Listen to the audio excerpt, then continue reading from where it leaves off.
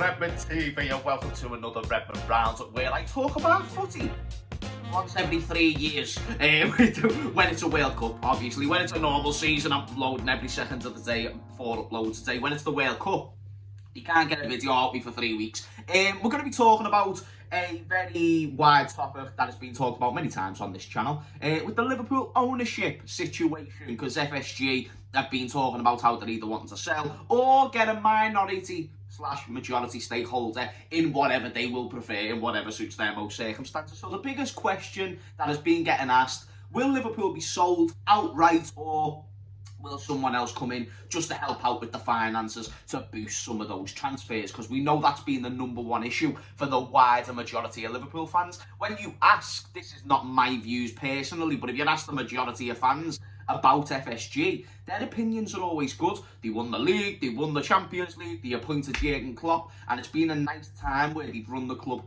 properly. And I'll agree with that sentiment. Within these financial fair play rules that have been set over recent years, FSG have done brilliant to basically to accommodate towards that rule itself, to make sure they're not spending too much and they're not messing about.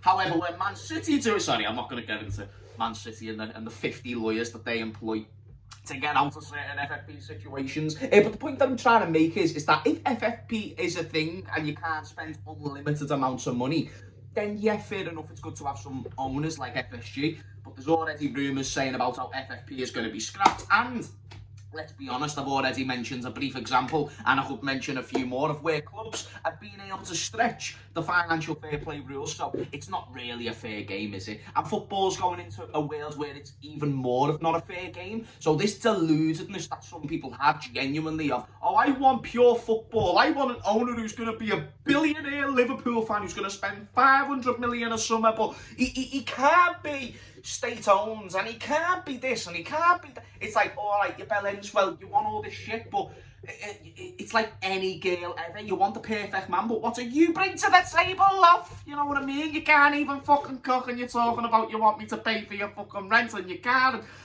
It's crazy.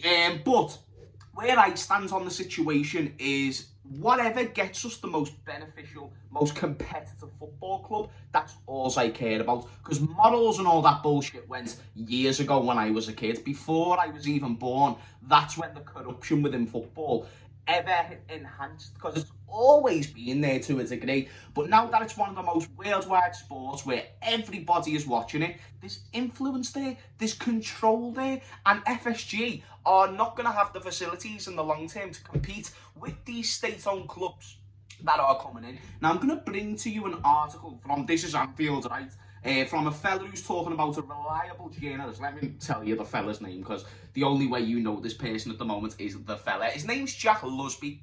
Now, he's talking about his personal sources, suggesting that it is reliable that FSG are going to be having some sort of change, whether that's them leaving the football club or them bringing someone else in. So Fenway Sports Group are currently weighing in various different avenues for investment, which is what I've already told you.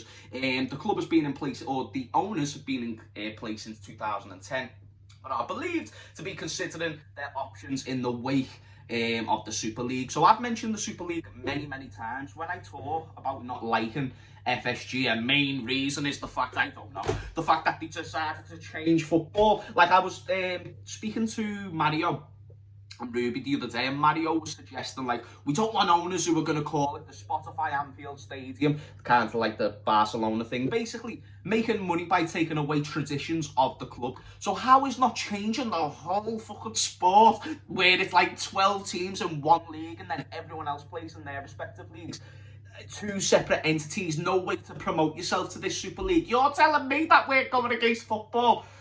People have short-term memory loss. People have Nemo brains, you know what I mean? Because Nemo's a goldfish, so goldfish brain. Rumour is that goldfish can only think of 10 seconds. It's crazy to me, and FSG were very much a part of that. Whereas if you was hypothetically backed by someone who was state-owned, that state-owned person can have more say on whether or not they want to get involved with Fiorentino Perez and Real Madrid and what they're doing. That's why Man City backed out early on. That's why Chelsea backed out of the Super League early on. We were one of the teams that were in there till the very tip of the end, and then we got an apology video from Mr. Henry himself with a yellow flower in the background. Oh, it was crazy. So that's the first part. As we already know, Man City and Newcastle are both state-funded, and Liverpool fans have been massive critics of becoming state-funded. And I do think it's because the initial roar and reaction, City fans would have been like this if a team got state-funded before them. Newcastle would have been like this, or they probably was like this when City got state-funded. The point was to try and stop football from getting ruined, hence the anger. But now that we're way past that, we're not going to stop football. We're not going to stop watching football as fans. We might as well compete. If football's already fucked, which it is, then you've either just got to try and learn to separate yourself from the political side and the actual footballing side. And if you want to see success, you're going to need to get a specific owner in who might not go for everything you stand for. But guess what? The world's full of compromise and people who disagree. Key word there, compromise. It's a massive, massive thing. So another interesting thing that Lynch has wrote is that investors who are looking at Liverpool from 2 Gulf states have agreed to join forces, so they're not competing in a bidding war for the ownership of the 6-time European champions. They are preparing an initial bid in the region of £3.2 billion, and their vast shared wealth puts them in a commanding position as they look to complete the Anfield takeover. But there's also a German group from the US who is also interested, which apparently, fit with the football club in terms of ethics more so. So FSG are looking into that. But the main thing that Lynch has wrote, which is the last paragraph, is that as it stands, FSG are more so looking for a minority shareholder. But again, guys, this can be business tactics to sell the club for even more money. We're only looking to get someone who wants 12%, and then my man Steve comes in, and it's just like, oh yeah, guess what, lad? State-owned, 3.5 billion. Here you go, my son. We'll take the players. Nice one for Mo Salah. Safe. And Steve is leaving the building a very happy man with a football club. It's very interesting what FSG can do. And I think FSG will do whatever is best for them, what they've always done. And I think if this is true, if people from Qatar and people from Saudi are coming together for a joint ownership of Liverpool Football Club, whether you like that or you don't, FSG will probably give it to them because it's more money. And again, there's things with the spirit of Shankly and letting things actually get over the line through the boards and whatnot.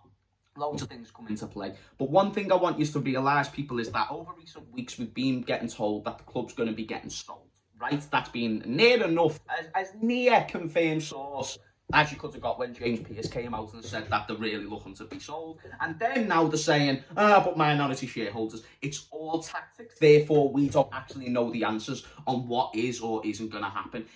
The end goal is just to make sure the club is getting more money so they can compete on a more season-to-season basis, because they know the money that they've been spending is not going to be sustainable to keep them above fucking 6th. So therefore, you need to get someone else who's involved. As long as this results within good transfers and good things where the culture of the football club isn't really getting changed and the name stays the same and ticket prices are still reasonable, I'm happy.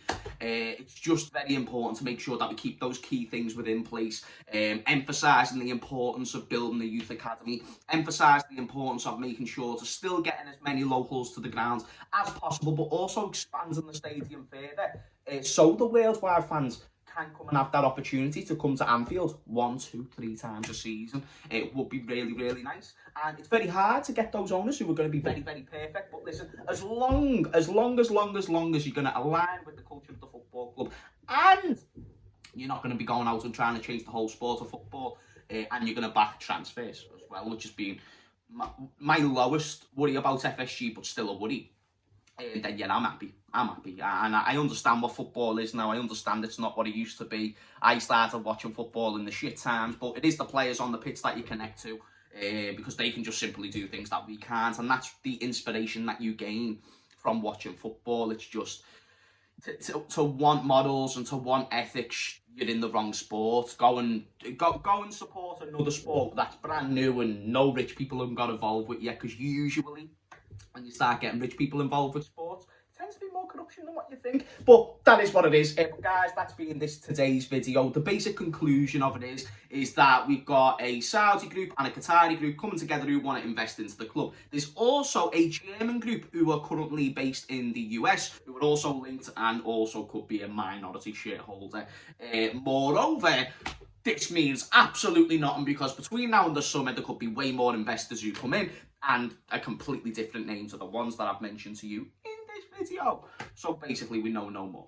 The only thing is that be careful what you wish for when it comes to wanting new owners. And on top of that as well, be careful what you wish for when you're asking for a specific type of owners, because it can come across quite bad to some people. Like, if you can't back up your claims of why you don't want a specific owner, but you'll happily take an American owner who's seedy as well, just make sure you can back your claims or whatever you do want. Do a little bit of research before you have a definitive opinion. And yeah, mate, shout out to the hypocritical Liverpool fans. Anyway, guys, thank you for watching this Rep and Roundup. If we smash 200 likes by the time today's done, I'll do another Rep and Roundup tomorrow. That's a promise. That's a promise, all right. I'll do a giveaway if I'm lying. And I don't know what I give away with significance, so I'm going to need to do a video. 200 likes by midnight. That'll be boss. Guys, I'm going to talk about Jude Bellingham and all that tomorrow as well. And all the other 30 players that we've been linked. So there's loads coming on the channel. The Dubai Cup, the Dubai Super Cup is coming soon, which will be interesting. So make sure you tune in for that. But anyway, guys, thank you for watching this. Smash a like because it helps the video grow. And I will see you all in a bizzle. Peace.